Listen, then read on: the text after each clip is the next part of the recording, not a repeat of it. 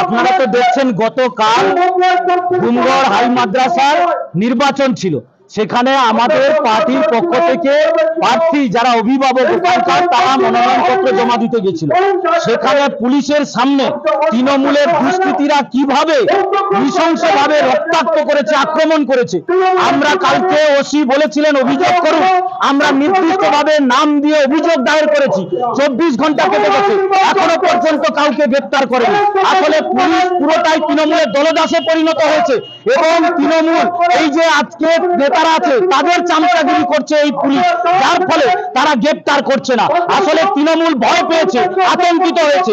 নির্বাচন যেখানে হবে তৃণমূলের সেখানেই শেষের শুরু হবে, তাই এরা জোর জবরদস্তি করে গায়ের জোরে তারা স্কুলেরও পর্যন্ত প্রতিনিধি নির্বাচনে সেখানে মুখোমুখি হতে ভয় পাচ্ছে।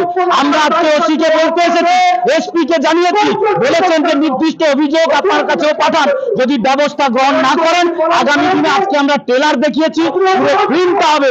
এই গেটটা আজকে না ছিল, ভেঙে কমরেডরা ভেতরে ঢুকে যেত, কিন্তু আমরা বামপন্থাদের বিশ্বাস করি, আমরা শৃঙ্খলার পরিচয় দিয়েছি এবং পুলিশকে সময় দিয়েছি। যদি 7 দিনের মধ্যে গ্রেপ্তার না করতে পারে তাহলে এসপি বলেছেন ব্যবস্থা নেবেন, এসডিপিও বলেছে ব্যবস্থা নেবেন, তাহলে নন্দীগ্রামের এই সংগ্রামের মাঠে বুঝিয়ে দেবে যে কিভাবে দুষ্কৃতীদেরকে সাহায্য করতে হয়।